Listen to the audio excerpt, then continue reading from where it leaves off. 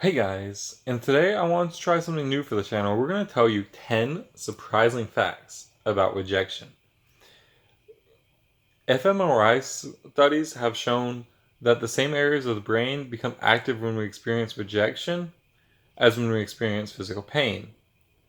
So neurologically speaking, our, our brain responds the same way to rejection as it does pain.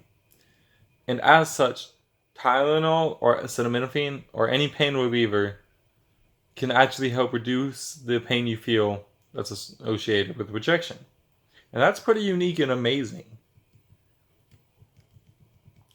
But evolutionarily speaking, why does this occur? Like, why do we feel physical pain when we're rejected? Well, humans are a social species. Over time, it's probable that in our hunter-gatherer past, we needed to get into groups so that we could fight off and hunt different preys that might be hard to kill by ourselves. And as such, being ostracized or kicked out of a group or not allowed into a group would often lead you to die because you need other people to survive. Again, a social species. So, because it was so important, we developed a painful feeling for it to try to give us an evolutionary advantage. It was probably to correct our behaviors, to promote socialization over isolation. Now, with it being a physical pain that we feel, it's interesting to say this, but we can actually relive emotional pain more precisely than we can physical pain. So I've broken these fingers before playing football, and I know it hurt. I can't recall or describe to you how it hurt. But if you guys watched my video where I was talking about why I have low self-image, and I'll go ahead and link it in the little eye in the corner as well as at the end of the video if you want to catch that. But I relived that pain. I cried. I was sad.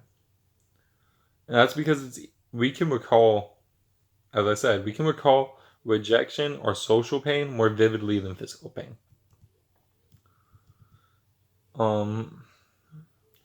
Now, when we're rejected, we get surges of negative emotions. So, 2001. In 2001, the Surgeon General of the U.S. issued a report saying that rejection was a greater risk for adolescents' violence than drugs, poverty, or gang membership. Essentially, being rejected is more dangerous than these high-risk things in terms of somebody becoming more violent because they're linked with anger and aggression. We see this in stuff as serious as school shootings, violence against women, and fired co-workers going postal.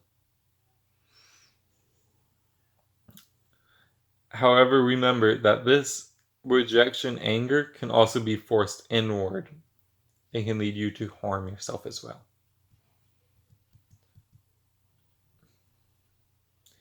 Rejection, as I said, can go inwards and it can destroy our self-esteem and self-image. Now, this happens in all forms of it. And as I said, you saw me get socially rejected and from a relationship standpoint and how damaging that was to me. Like, even now, I fear asking people out. I fear being in a relationship. And this is because we blame ourselves and attack our own self-worth because of which deepens the emotional pain and because of the emotional pain. And it makes it hard to recover. But I want you guys to remember that rejection is temporary, but it also temporarily lowers your IQ.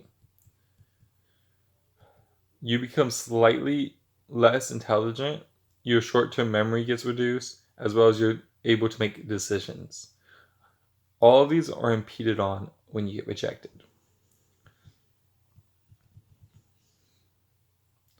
We can actually become destabilized in terms of our need to belong when we get rejected. See, humans have this instinctual need to belong. We want to fit in. We want to be seen as similar to our others. And that's because of the principle of liking. But once we get rejected, like, you can become an isolationist. You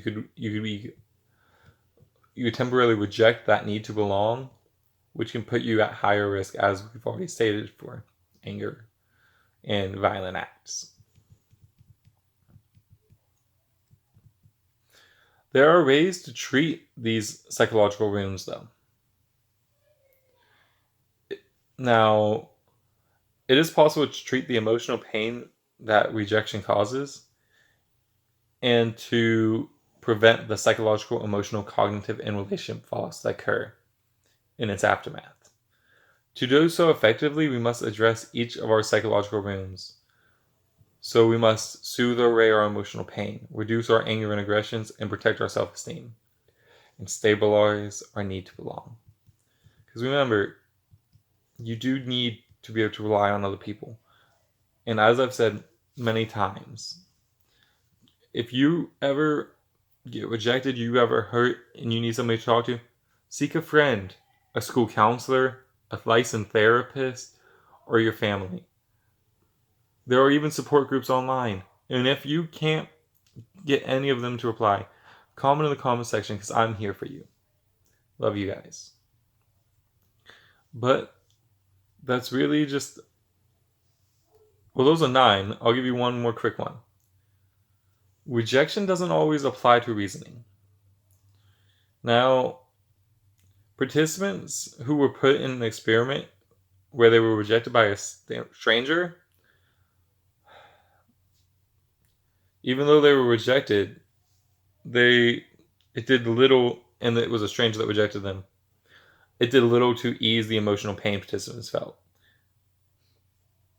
Even when they're told that the stranger who rejected them is part of a terrible hate group, it did little to soothe their feelings, because the feeling of rejection is so strong it outweighs their disdain for the stranger, or the fact that it's a stranger alone. It doesn't matter. Being rejected hurts.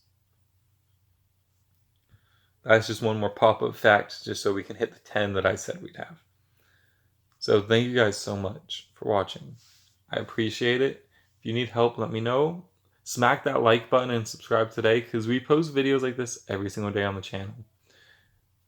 Have a great night, evening, or day. I think I said that. But see you guys next time. Bye, everybody. Peace. Ow!